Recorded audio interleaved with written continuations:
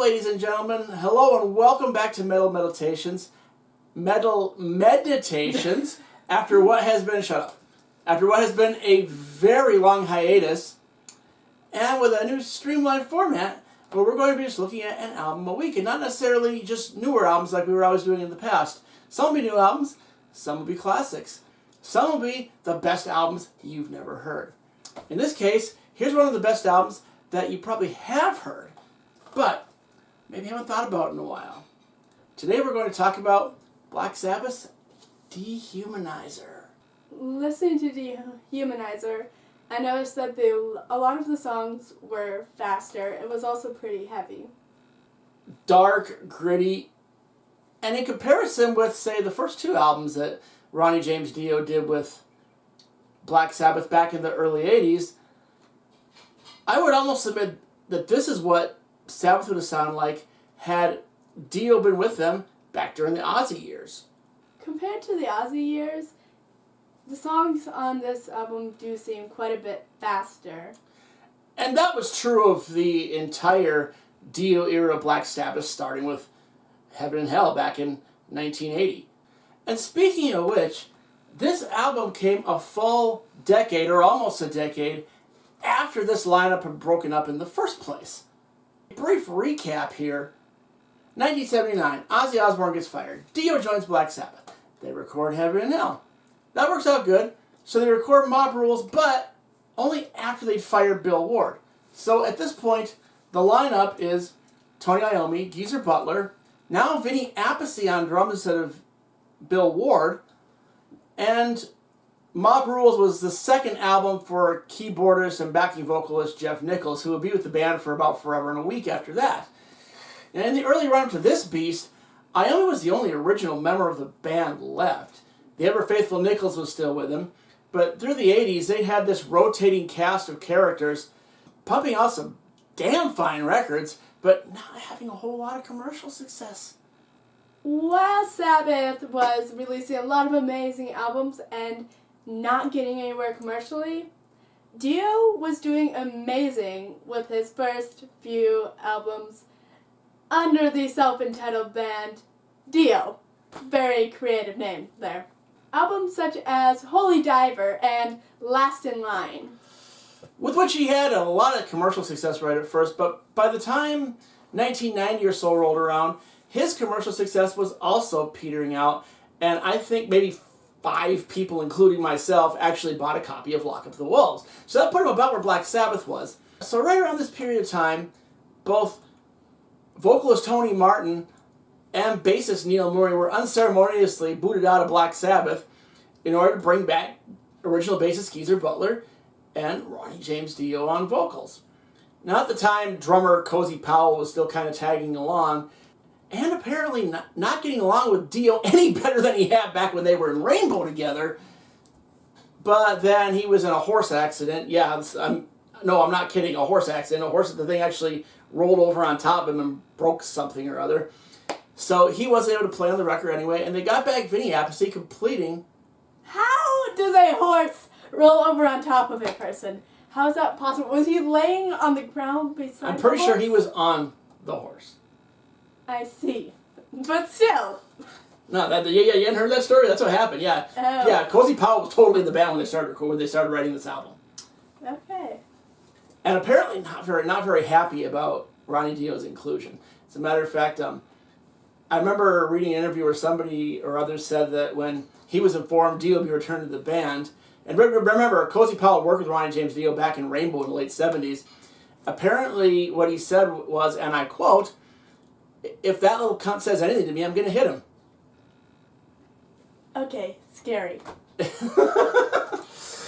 So this album had a trouble beginning, to say the least, and to make matters worse, it turns out Dio comes back, all the old problems that saw him out of the band in the first place back in 1983 still existed.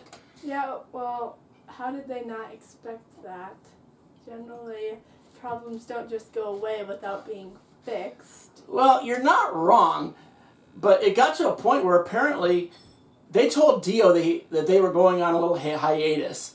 He was off cooling his heels on some tropical island or other, and meanwhile, they brought Tony... Wasn't it the Caribbean? Maybe, I don't remember, but Yeah, for a little while, they brought Tony Martin back in, and were recording demos with him. That is an album I want to hear.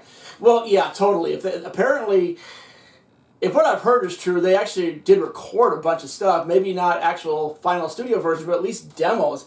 And Tony Iommi, for the love of God, I mean, this deluxe package with the bonus tracks here is very, very cool. We'll talk about that in a minute. But for the love of Aisha, the next time you're putting together a package like this, and you're doing bonus tracks, how about some of those demos with Tony Martin? I kind of want to hear that, actually. I'm just saying. Anyway, so yeah, it didn't go very well. Apparently the record company actually had to step in there. Because, you gotta understand, they were, Sabbath was on a small label for a while in the late 80s, early 90s. They got to deal with Warner Brothers to put this out, and Warner Brothers heard about it and they're like, yeah, no, you said Dio. Get Dio back. Okay, fine, if you can get Ozzy back, that'd be great, but if not, get Dio. So they had to bring Dio back in and finish the record. And you can hear that angstiness all over this album. This is one of the most pissed off sounding albums Ronnie James Dio's ever been on. Oh, definitely. Too Late for Tears, Computer God, and... What's interesting here is Ronnie getting kind of topical compared to what you were used to. Again, things like Computer God. Although I understand that Geezer Butler might have written some of the lyrics on Computer God. I'm not sure. But in any event, one thing you'll notice that was really strange here, for a Ronnie James Dio record, not a single reference to rainbows anywhere on the album. Did you notice that? No rainbows anywhere. It's gone. I mean, Dio, for a heavy metal lyricist, can be a little bit on the sunny side at times. There is none of that here. Now, I do understand this is one of the very rare cases of a post-Ozzy Black Sabbath album, which Geezer Butler actually does pen some lyrics. If I remember correctly, I think Computer God and Master of Insanity are both places where that happened. In any event, we've done a lot of lip flapping and not a lot of reviewing here. This album is a beast! This is... Okay, you gotta understand something. Black Sabbath is my favorite band ever. To my mind, there is no bad Black Sabbath album. I don't even hate Forbidden. And that's easily the worst thing that's ever had the Black Sabbath name on it. And it's still got its moments. But this is probably one of my top 5 albums ever by anybody. Oh, definitely. Between things like Computer God and Letters from Earth.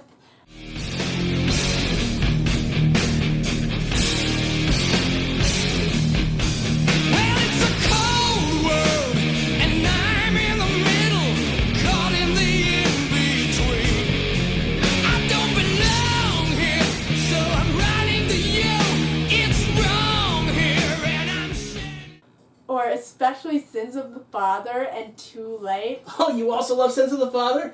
That's awesome. That's like one of the great Black Sabbath unsung classics on here. I don't think they've ever even played it live, but God, that is a crime. It's the second best song on the album. That is a great track. It's time to open up all the doors that you keep locked. Nobody gets without a taste. Let's take it all.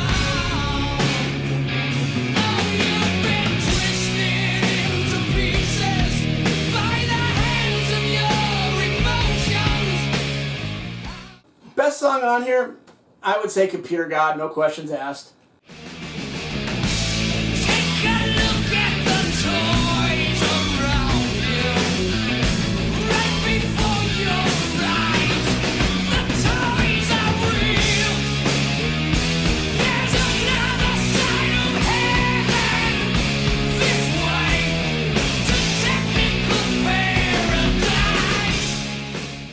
Least favorite, Buried Alive, but it still kicks ass. I mean, this album is classic after classic after classic.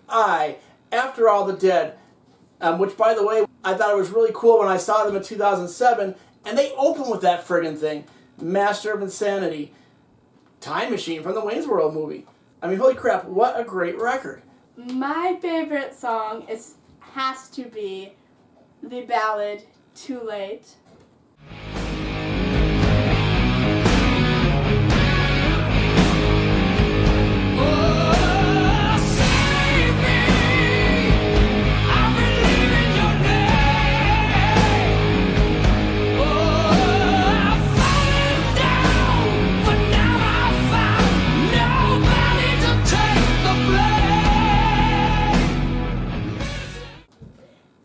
and probably my least favorite song, which was hard to pick because it is by a minuscule amount. I mean, this entire album is amazing, but if I had to choose a least favorite, it would have to be Buried Alive.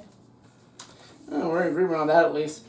But yes, Kick Butt record. You know, I was actually, when we first sat down to do this review, I was going to call it an underrated album, but I remember looking a little online at some more recent reviews of the thing before we sat down, and most of them are really, really favorable. So it's hard to really call it underrated anymore. It didn't really do all that well when it first came out, but time has been good to this record. People have come to appreciate it for the great classic it is. And even better, I've got this fantastic deluxe double album with bonus tracks. Number one thing, you know, when I first got it, I had the CD version but yeah, look at the full-size jacket art. How cool is that? Nice gatefold. And were the records themselves boring, or were they colorful? I think just straight black vinyl. The second disc includes about half a platter's worth of alternate takes, including the Wayne's World version of Time Machine, which is, by the way, a completely different recording of the song. And Letters from Earth, which features a trippy little jamming section that doesn't exist on the cut that actually made the album, so that's also worth hearing. A lot of times alternate takes really aren't, but in this case that was pretty cool. And then the rest of it is all live tracks from the 1992 tour. Mostly actually from this album, but it also has Children of the Sea, Die Young, and Neon Nights, all from the Heaven and Hell album.